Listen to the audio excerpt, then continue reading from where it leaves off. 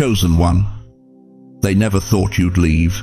They counted on your fear. They counted on your age. They counted on your silence. They were absolutely certain you'd stay stuck in that chair, in that house, in that role they carved out for you decades ago. But heaven just made an announcement about you. It's done. Listen to me carefully. If those words just hit something deep in your chest, if you felt a tremor in your spirit the moment I said it's done, I need you to do something right now. Type in the comments, "It's done." Don't explain it. Don't write a paragraph. Just those two words. It's done. That's your agreement with heaven. That's your declaration that what held you is no longer holding you. Go ahead. Type it now. Because here's what I know about you. You've given 30, 40, 50 years to people who never gave you the same love back. You stayed in rooms where your soul was suffocating, a marriage that turned into a cage, adult children who only call when they need money, a church where you served until your bones ached but nobody ever asked how you were doing. You stayed because you thought it was too late. You thought, I'm 65, I'm 72, who leaves at my age? But God just said, my child doesn't have an expiration date. You didn't plan this. You didn't wake up one Tuesday and decide, today's the day I walk away. No. There was a moment you don't even know the exact second when heaven cracked something open inside you. A snap, a break, a divine severance, and suddenly what used to control you lost its grip. They never thought you'd leave, but you did, and it's done. Now, I want to say something from my heart. Thank you to every single one of you who has supported this message through Super Thanks.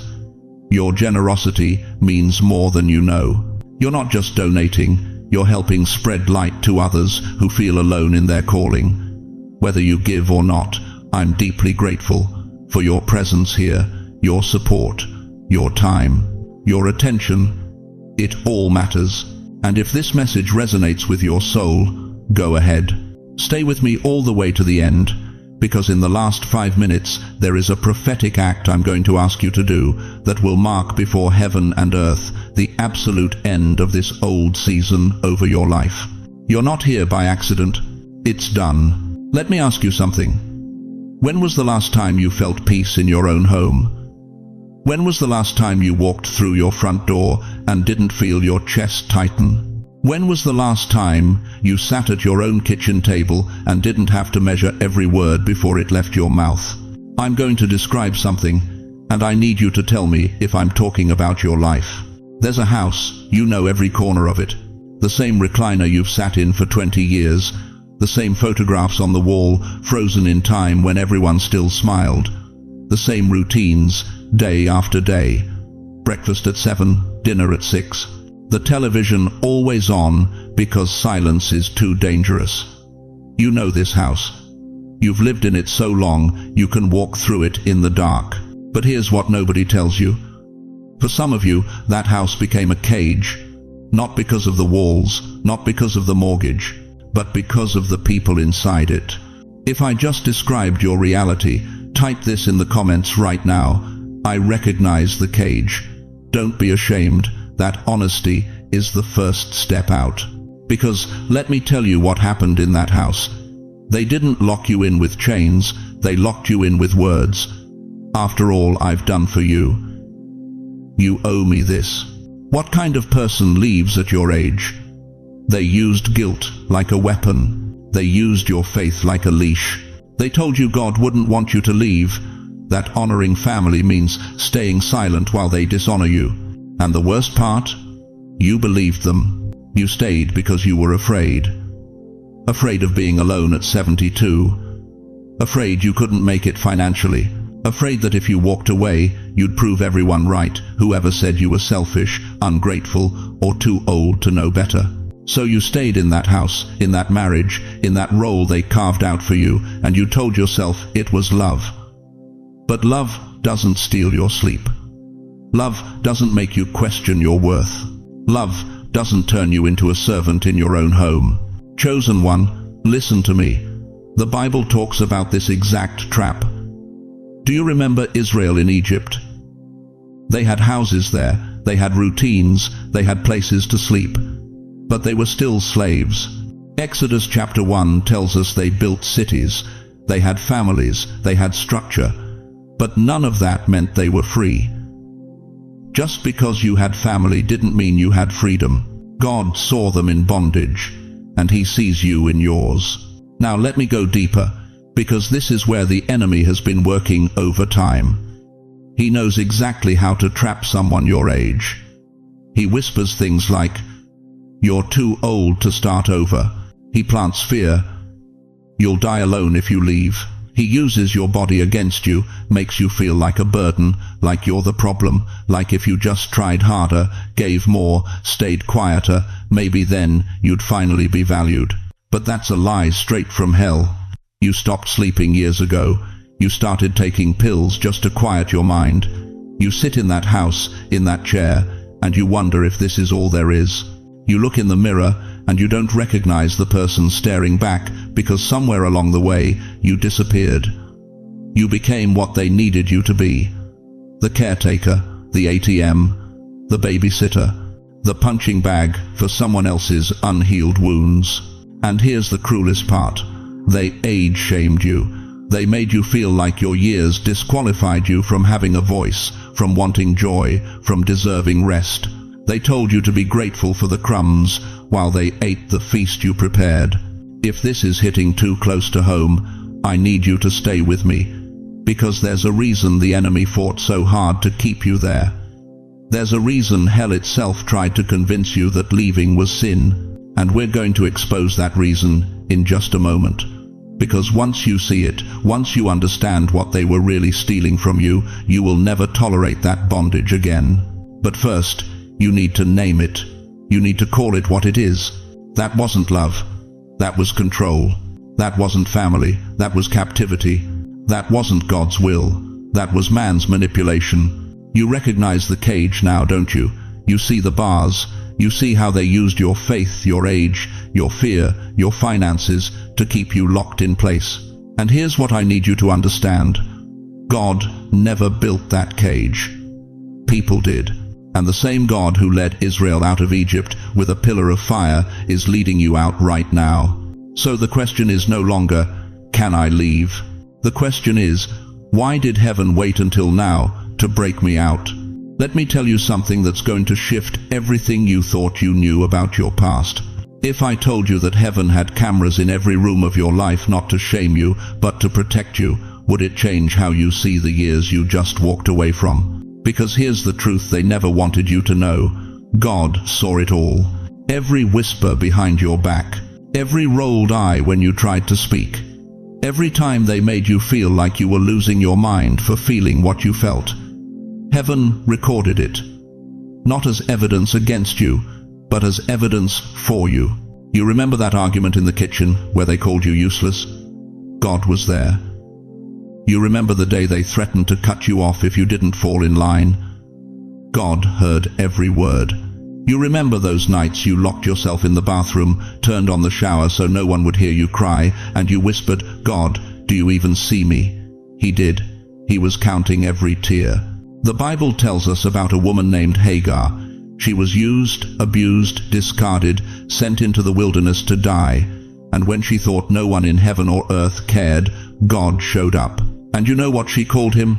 El Roy, the God who sees. She said, "You are the God who sees me." Not the God who judges from a distance, the God who sees. When the Israelites were trapped in Egypt, brutalized, silenced, treated like they were nothing, God said, "I have seen the misery of my people." He didn't say, "I heard about it." He said, "I have seen it." He was there in the brick pits. He was there in the beatings. He was there in the exhaustion. And when it was time, he didn't ask permission to deliver them. He just moved. Chosen one, God didn't just see their sin. He saw your silence. He saw you biting your tongue to keep the peace. He saw you shrinking yourself so they wouldn't explode. He saw you apologizing for things you didn't do just to survive another day. And every time you swallowed your pain to protect someone else's comfort, heaven made a note. Because here's what they didn't count on. God keeps records. They thought you were stuck because of your age. God called it wrongful imprisonment. They thought you'd never leave because you had nowhere to go. Heaven called it illegal captivity. And today, right now, as you're hearing this, God is serving an eviction notice to every spirit, every person, every system that tried to trap you in a role you were never meant to carry. You feel that? That heat rising in your chest? That's not anger. That's validation. That's God saying, you're not crazy. You're not too sensitive. You're not overreacting. You were right, and I saw it all. Let me paint you a picture of what heaven's footage looks like. There's a scene where you're sitting at the dinner table, and someone makes a cutting remark about your age, your memory, your worth. Everyone laughs. You smile, but inside, something breaks. Heaven recorded that moment, not the laugh. The break. There's another scene. You're on the phone, and someone who's supposed to love you is manipulating you with guilt. After all I've done for you, you owe me this. What kind of person are you? And you agree, even though your spirit is screaming no. Heaven recorded that too. The agreement and the scream. There's a scene late at night. You're alone. You're asking God if you're being ungrateful, if you're being selfish, if maybe you really are the problem. And heaven leans in close and whispers, "No, my child. You are not the problem. You are the solution they've been suppressing." God saw what they didn't think anyone saw. The dismissals, the gaslighting, the financial control, the spiritual manipulation disguised as concern. He saw the way they used your faith against you, told you that leaving would be a sin, that honoring them meant dying to yourself. And he called it what it is, abuse wrapped in scripture. You want to know what terrifies controlling people?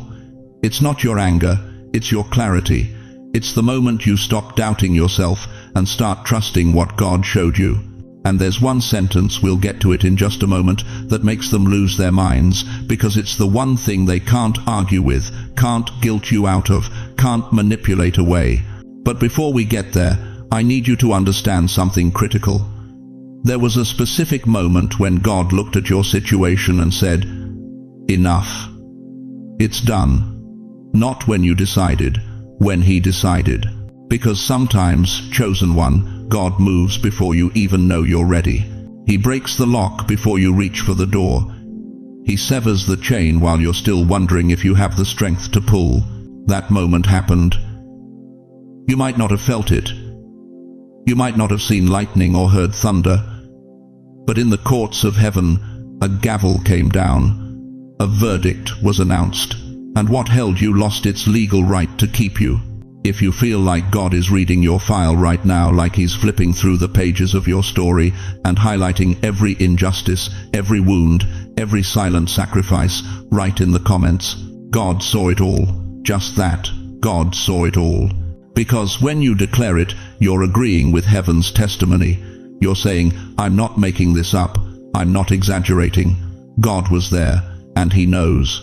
And if someone's face just popped into your mind while I'm speaking, if a name, a voice, a memory just surfaced, that's not random. That's God shining a light on it. That's Him saying, yes, that one. That's what I'm setting you free from. Now, here's where it gets even more intense.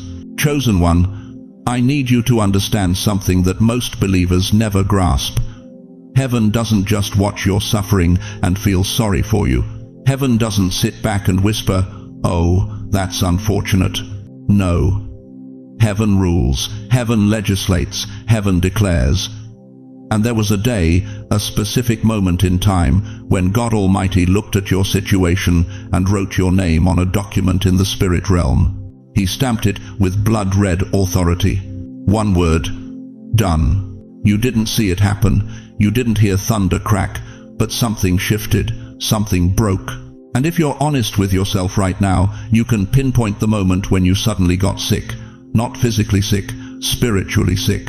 Sick of the treatment, sick of the control, sick of being the family's ATM machine, sick of being told you're too sensitive when you cry, sick of hearing, well, that's just how they are, as if abuse gets a free pass because it's wrapped in blood relation. That sickness wasn't depression. That was discernment. Let me take you to Exodus 2:23-5. The Israelites had been enslaved for 400 years, 4 centuries of bondage. Fathers watching their sons crushed under Pharaoh's heel. Mothers hiding babies in baskets just to keep them alive. And the Bible says, the Israelites groaned in their slavery and cried out, and their cry for help because of their slavery went up to God. God heard their groaning, and he remembered his covenant. Notice the language. God remembered, not because he forgot, but because the appointed time had arrived. There's a moment when heaven says, that's enough. My child has suffered long enough. The clock just hit midnight. It's time. You've been enslaved too. Maybe not in Egypt. Maybe in a marriage where your voice was stolen 30 years ago.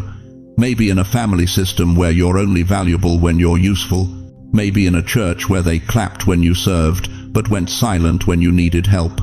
And you stayed. You stayed because you thought it was your cross to bear. You stayed because someone told you, God hates divorce, so you confused obedience with self-destruction. You stayed because you're 68 years old and you thought, where would I even go? But then something happened. You heard a voice, small, quiet, but undeniable. It said, you don't have to live like this. Maybe it came while you were washing dishes at 11 p.m., tears mixing with soap.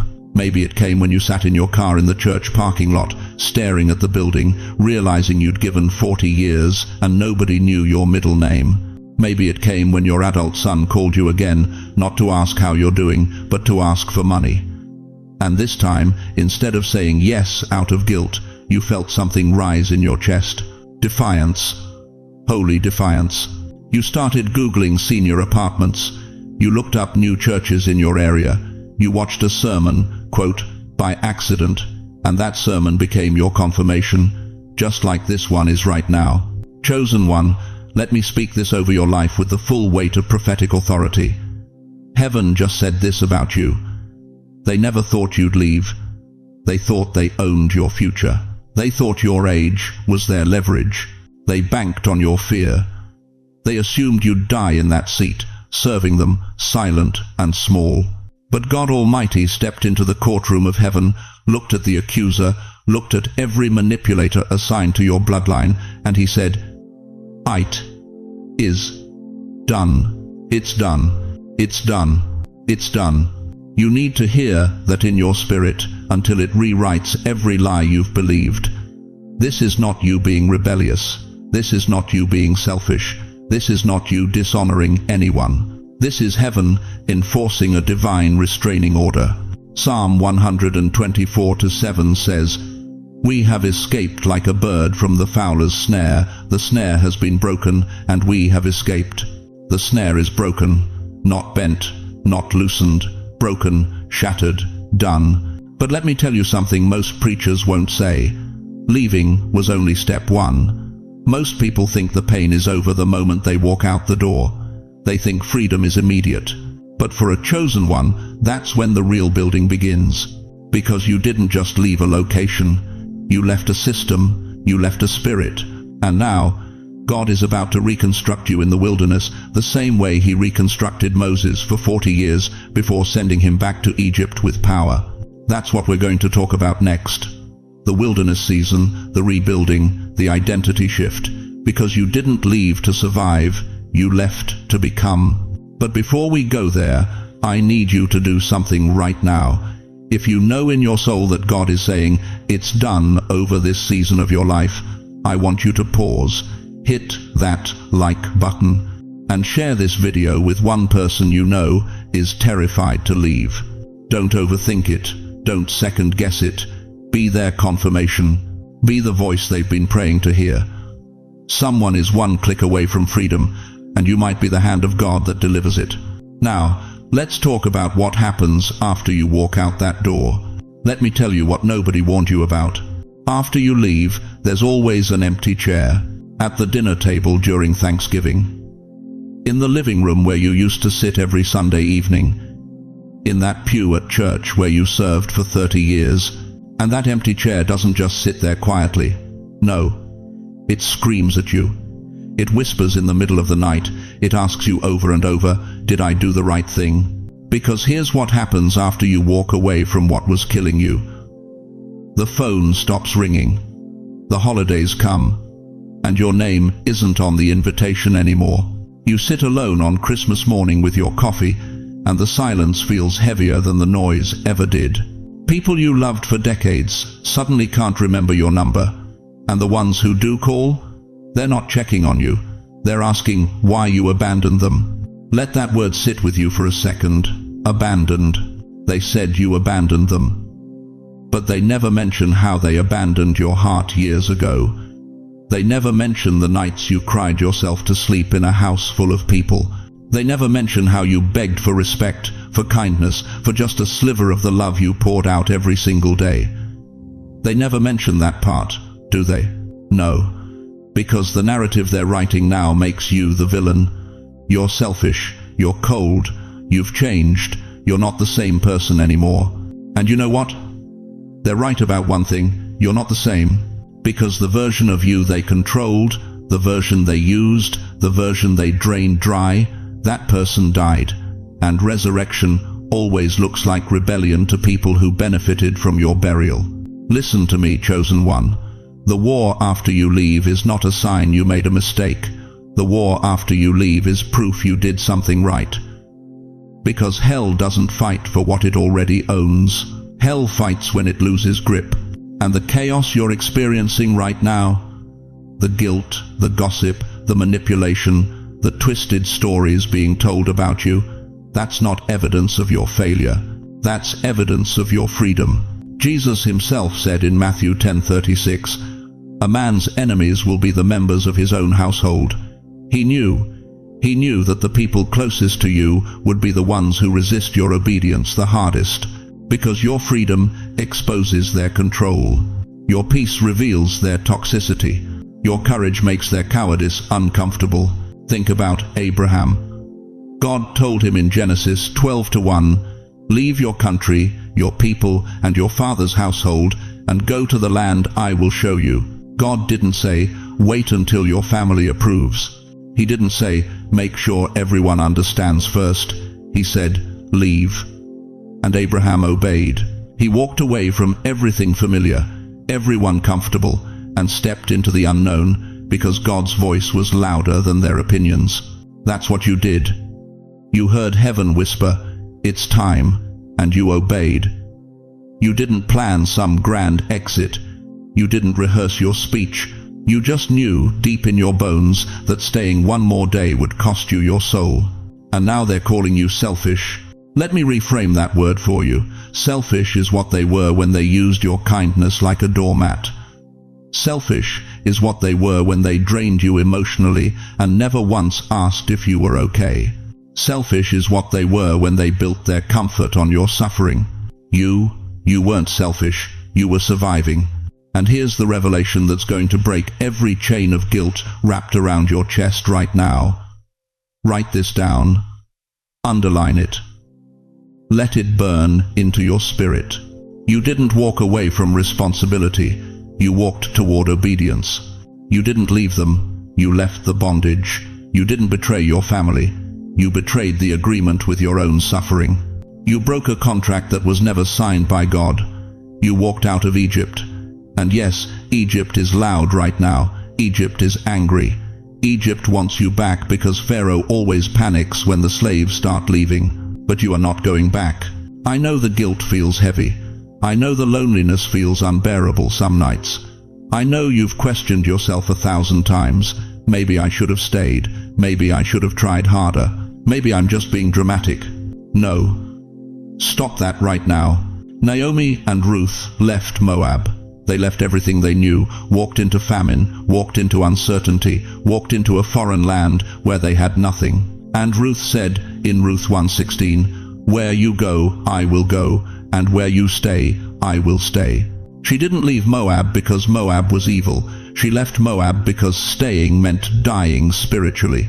And God honored that obedience with a legacy so powerful that Ruth became part of the bloodline of Jesus Christ himself. Your obedience has generational weight. Your decision to leave wasn't just about you. It was about breaking cycles. It was about setting a standard. It was about showing your children, your grandchildren, everyone watching, that peace with God is worth more than approval from people. Chosen one, you didn't abandon anyone. You chose God over guilt. You chose truth over tradition. You chose survival over silence. And if they can't celebrate that, it's because they've grown comfortable in the cage you just escaped. Now that you've left, you're asking, what do I do with this new life? What does freedom even look like after 50 years of bondage? That's where the next part becomes crucial. Because God never frees you without a plan. He didn't bring you this far to leave you wandering. There is a rebuilding happening right now that you can't see yet. And what you do in this quiet season will determine the weight of your next chapter. If you've been feeling guilty for choosing peace, I need you to do something right now. Type in the comments, I choose peace with God, not peace with people who hurt you. Not peace with systems that used you, peace with God. That's your declaration. That's your line in the sand. Type it now. Because what comes next requires you to stop apologizing for surviving. Now listen to me closely. Because what I'm about to tell you is going to shatter a lie you've been carrying for far too long. You think it's too late. You think because you're 62, 68, 74 years old, that God's plan for your life has already been written and closed. You think the best chapters are behind you. You think all that's left is to sit in that recliner, watch the news, take your pills, and wait. But that is a demonic whisper dressed up as common sense. The enemy wants you to believe that your age disqualifies you, that your wrinkles mean you're finished, that your slow walk means your assignment is over. But heaven is laughing at that lie right now, because God doesn't operate on the world's timeline. He operates on purpose, and your purpose doesn't have an expiration date stamped on it. Look at Moses, 80 years old, when God called him to lead a nation out of slavery. Not 30, not 40. 80. Abraham was 100 when Isaac was born. Sarah was 90. These weren't accidents. God was making a statement. I don't need your youth, I need your yes.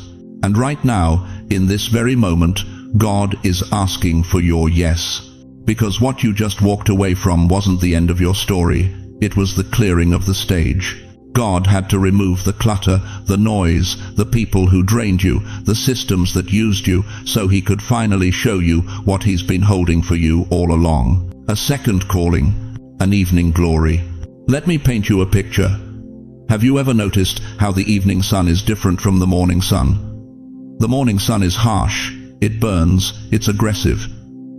But the evening sun is softer, warmer, more beautiful. It doesn't scorch the earth, it bathes it in gold. That's your life right now. You're not in the morning anymore, you're in the evening. And the evening light is the most breathtaking light there is. This is the season where everything you've learned, everything you've survived, everything you've carried in silence, finally becomes useful. Not wasted, useful. Your wisdom, that's currency now. Your discernment, that's a weapon now. Your ability to spot a manipulator from 50 feet away, that's a gift now. You don't waste time on nonsense anymore. You don't chase approval. You don't beg for a seat at tables where you were never meant to sit. You've been refined by fire, and now you carry something the younger generation desperately needs but doesn't even know how to ask for. Truth wrapped in love. So let me speak some vision over your life right now. Maybe God is calling you to serve in a new church. Not the one that burned you out, but a place where your gifts are honored, where your presence matters, where you're not just a volunteer number but a valued elder. Maybe God is calling you to start something small, a side business, selling handmade items online, offering prayer support for a few dollars a session, teaching what you know. You think you're too old to learn technology. There are 70-year-olds running Etsy shops and Instagram accounts right now. Age is not the barrier, fear is. Maybe God is calling you to lead a support group for women leaving abusive marriages, for men who lost their purpose after retirement, for grandparents raising grandchildren. You've been through hell and survived it. That makes you qualified to guide someone else through theirs. Maybe God is calling you to create, to paint, to write, to walk every morning and pray over your neighborhood, to sit in your living room and intercede for a world that's falling apart. Do you know how powerful the prayers of an elder are? The Bible says in James 5:16, "The prayer of a righteous person is powerful and effective." You've been made righteous through Christ. Your prayers carry weight. Here's the climax I need you to hear with every ounce of your being. Your life is not over. Your life is finally yours. For the first time in maybe 30, 40, 50 years, your life is not being written by guilt. It's not being dictated by fear. It's not being controlled by someone else's demands, expectations, or manipulations. For the first time, your life is being written by God with your hand on the pen. Do you understand what that means? It means you get to decide what the next chapter looks like. Not them, not the people who took advantage of you, not the voices that told you to shrink. You and God together. And I know what some of you are thinking right now. You're thinking, but what if they try to pull me back? What if they call me selfish? What if they show up at my door crying, begging, guilting me into coming back? That's the fear, isn't it? The fear that your freedom is temporary. The fear that you're not strong enough to hold the boundary. The fear that you'll cave under pressure because you always have before. But here's what you need to know. The same God who gave you the strength to leave is the same God who will give you the strength to stay gone. He didn't bring you this far to drop you now. He didn't break those chains just to let them snap back on. In a moment, I'm going to lead you into a prophetic act that will mark the official end of that old chapter. Something you can do right now, today, that will seal this decision before heaven and earth. But before we do that, we need to break one last chain. The fear that they might pull you back. Because if you're ready, truly ready for God's new blueprint over your life, I need you to type something in the comments right now. Type, "Lord, write my next chapter." That's your yes. That's your agreement with heaven. That's your declaration that you are no longer available for the old story. Type it now, "Lord, write my next chapter." Because, beloved, the pen is in your hand. The page is blank. And God is waiting to co-author the most beautiful ending you never saw coming. Now let me tell you what's happening right now in your mind. The door is closed. You walked out, you left. But your mind keeps walking back. You're replaying the arguments, you're rehearsing what you should have said, you're imagining what you'll do if they call. You're still talking to them in your head at 3 a.m., defending yourself to people who aren't even in the room anymore. Listen to me carefully. The last chain holding you is not on your wrist, it's in your mind. The enemy doesn't need you to physically move back into that house. He doesn't need you to pick up the phone. He doesn't need you to sit back down at that table. All he needs is for you to keep living there mentally. Because as long as your mind is still trapped in that room, you're not free. You left with your body. But your soul is still sitting in that chair, waiting for an apology that will never come. And God is saying today, I didn't bring you out of Egypt so you could spend the rest of your life dreaming about the garlic and the onions. Numbers 11 tells us about the Israelites in the wilderness. They were free, physically free. The chains were off. Pharaoh was dead. The Red Sea had swallowed their enemies. But listen to what they said. We remember the fish we ate in Egypt, the cucumbers, the melons, the leeks, the onions, and the garlic. They were free, but their minds were still slaves. They romanticized their bondage because the wilderness felt uncertain. That's what the enemy is doing to you right now. He's whispering, maybe it wasn't that bad. Maybe you overreacted. Maybe you should reach out just to check on them. No. Stop replaying the tape. Stop rewriting history in your mind to make them look better than they were. Stop imagining reconciliation with people who never once apologized for the damage they caused. You are not responsible for fixing what you didn't break. You are not required to set yourself on fire to keep someone else warm. Proverbs 26:11 says, As a dog returns to its vomit, so fools repeat their folly. God is not calling you a fool, He's warning you. Don't go back to what made you sick. Don't return to what God delivered you from. The Israelites wanted to go back because freedom felt scary. The wilderness was uncomfortable. There was no guarantee. But God didn't part the Red Sea so they could build a memorial to Egypt in their hearts.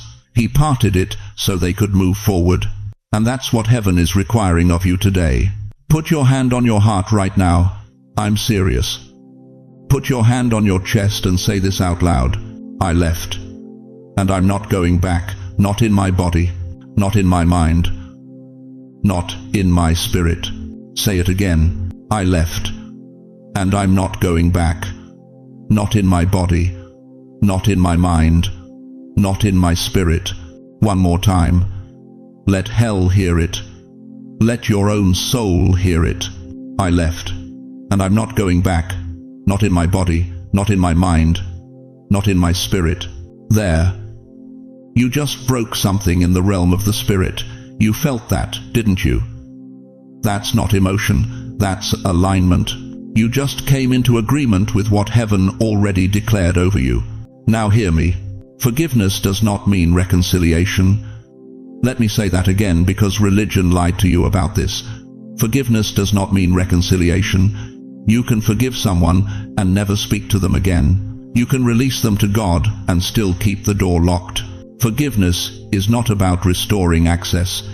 It's about releasing poison from your own soul. When you forgive, you're not saying, what you did was okay. You're saying, I'm not carrying this anymore. I'm giving it to God, and I'm walking away free. Matthew 18:21-2. And Jesus said, I tell you, not 7 times, but 77 times. But notice what Jesus didn't say. He didn't say, and on the 78th time, go back and let them hurt you again. You can forgive and still say no. You can forgive and still protect yourself. You can forgive and still refuse to explain yourself to people who will twist your words anyway. Stop trying to make them understand. They won't, and that's okay. You don't need their validation to be free. You don't need their approval to move forward. You don't need closure from people who never gave you honesty. Your closure is this. God saw it all. God recorded it all, and God has rendered His verdict.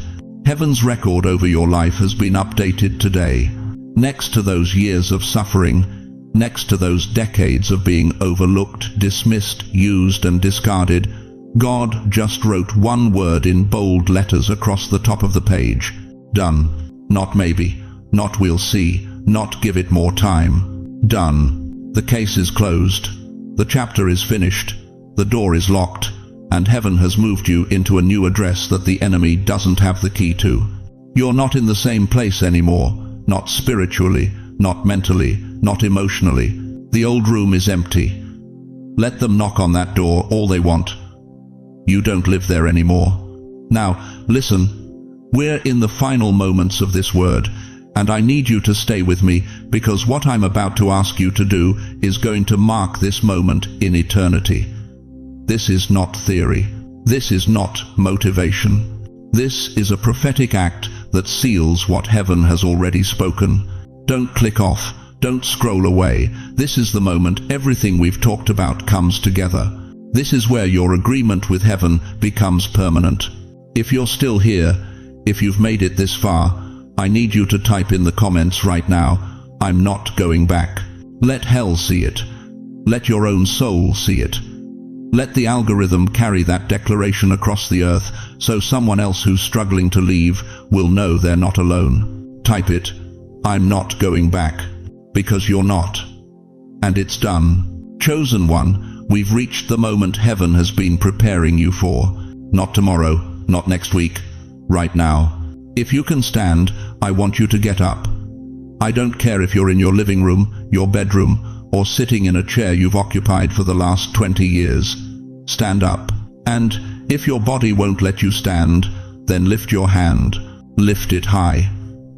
Because what we're about to do is not symbolic, it's prophetic. Now, take one step forward. Just one. Even if it's small, even if your knees hurt, Even if you haven't moved like this in years, take that step. Do you know what you just did? You didn't just move your body. You declared to every demon that tried to cage you, to every voice that said you were too old, to every person who convinced you that leaving was impossible, you just declared, I have left that place. I am walking into God's peace. That single step carries more weight in heaven than you realize, because for years they told you that you couldn't leave. They said you were too old to start over, too weak to rebuild, too late to be free. But Psalm 37:23 says, the steps of a good man are ordered by the Lord, not when you're 25, not when you're strong. Ordered, present tense, today, at 68, at 74, at 81. Your steps still carry divine authority, and the enemy knows it. That's why he worked so hard to keep you seated. That's why guilt whispered every time you thought about walking away. That's why shame told you it was selfish to choose peace. Because hell knew that the moment you took one step in faith, the entire atmosphere would shift. But you just took it, and heaven recorded it. Now I'm going to pray over you, and I need you to receive this with everything in you. Not as pretty words, as a prophetic seal over the rest of your life. Father, I come before you on behalf of every chosen one hearing my voice. These are your warriors who stayed too long in cages they were never meant to occupy. They gave decades to people who never deserved their loyalty. They carried burdens that crushed their bones while everyone else walked free. I break the lie that they abandoned anyone. I break the accusation that they failed. Father, for every year they lost in that cage, I ask for double peace, double joy, and double clarity in the years ahead.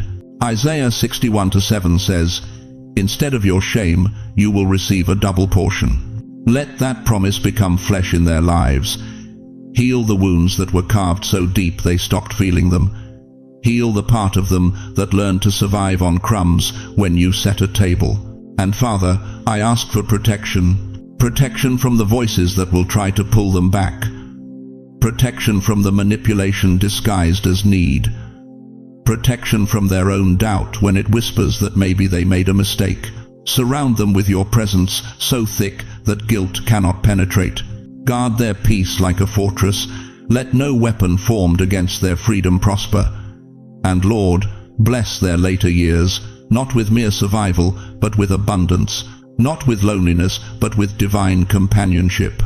Not with regret, but with the kind of rest that only comes when you say, well done, my child. You finally chose me over fear. In Jesus' name, Amen. Now I need you to say this out loud. Don't just think it, speak it. Let your own ears hear what heaven already knows. Say, I am not owned by fear. Say, my age is not a prison, it's a crown. Say, they never thought I'd leave, but God knew I would. And today, it's done. Do you feel that? That shift in your chest? That's not emotion, that's confirmation. Heaven just stamped your exit. What you walked away from can no longer follow you. The door is closed. The chapter is finished. And no amount of guilt, no phone call, no manipulation, no tear-filled plea can reopen what God Himself has shut. Revelation 3:7 says, what He opens no one can shut, and what He shuts no one can open. That door behind you, sealed by divine decree, you are not going back. Chosen one, listen to me one last time. They never thought you'd leave. They were so sure you'd stay trapped. They underestimated the God who lives inside you. They miscalculated the moment when grace would finally outweigh guilt. But God, He always knew you would. He's been preparing this exit for years. Every tear you cried in secret, every night you lay awake, wondering if freedom was even possible, every whispered prayer that felt too weak to matter, God was building the door, and today you walked through it. And heaven is standing to its feet right now, not sitting, not watching casually, standing, applauding, rejoicing, because over your life the verdict is final. It is done. If this spoke to you, don't just disappear. Let me know in the comments, it's done. Share this with someone who's scared to leave what's killing them. And if you want more messages like this, stay connected, subscribe. Because this journey isn't over. God is just getting started with you.